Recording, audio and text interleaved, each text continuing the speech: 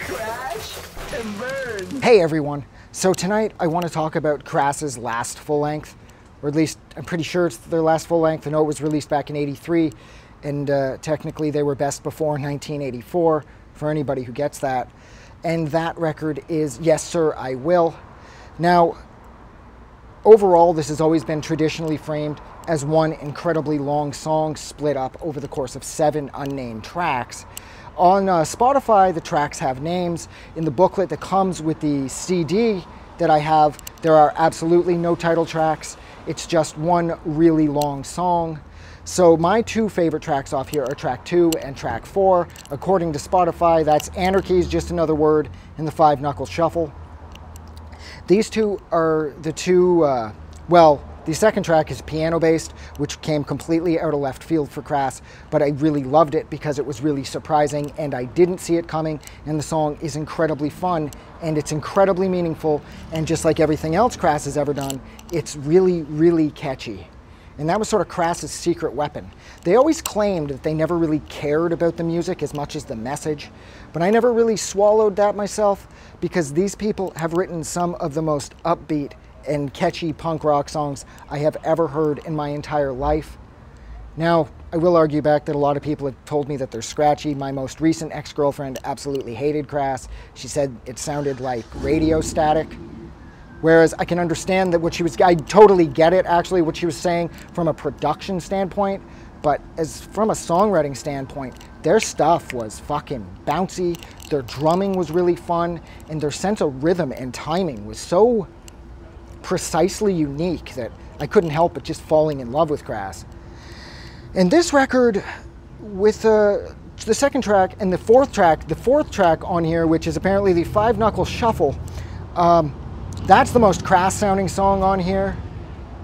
It's got that traditional Crass swing, the snares played off like it always has, and it's got that Crass kind of shuffle to it.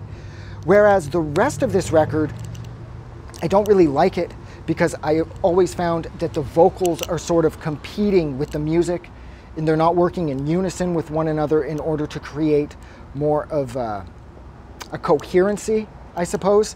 It's like the vocals are just a step or 2 ahead of the music, and the music, I think, is the most disappointing thing about this record. This is Crass's like absolutely heaviest record they have ever made in their entire career. This record, it kind of has like an industrial vibe to it at times, and the music it's got so many different elements worked in. Like, this is sort of like Crass's like doomish metal album, I suppose, but not really, you know. It still sounds like Crass, but that sort of upbeat sense of rhythm is gone, and the songs are just so crushingly heavy that I'm really disappointed that by this point, their anger had pretty much consumed them, and the lyrics, they're not yelled senselessly, but it's more like, it's like the music is battling the lyrics and the vocals are battling the music. And it just doesn't work for me, because I absolutely love the music on this record. This was Crass going in an entirely new direction, and they nailed it. And lyrically, I know at this point they were really pissed off about the war in the Falklands, and I get that and I respect that, but I think the line from Crass has always been, the nature of your oppression is the aesthetic of our anger. And it's by this point their anger had got completely out of control, and it's so apparent on this record that they were sort of losing their way. And I hate that, because like I said, the music was so fresh and so exciting, and had they just managed to hold on and clean things up somewhat, they could have released a couple more like metal focused records, I suppose. It's kind of the best way I can think of putting it. This is sort of like Crass's metal album. It's fun. The lyrics are so incredibly thought-provoking.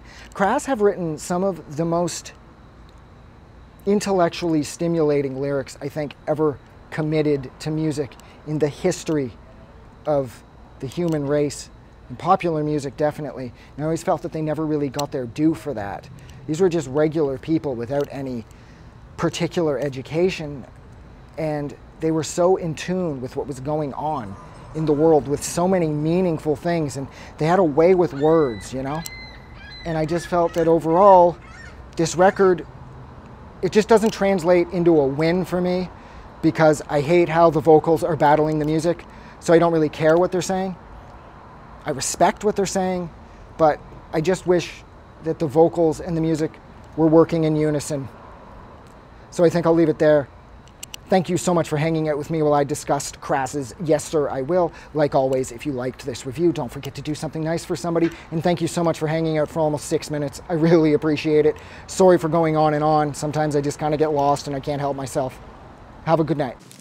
I just wanted to say thank you for making it through the entire video. I really appreciate it. And I'm going to remind everyone one more time, even though I've probably already done this in the video that you just watched, to please click the like button as well as the subscribe button, because it helps this channel grow. And thank you for hitting like and subscribe, and we will see you guys really soon.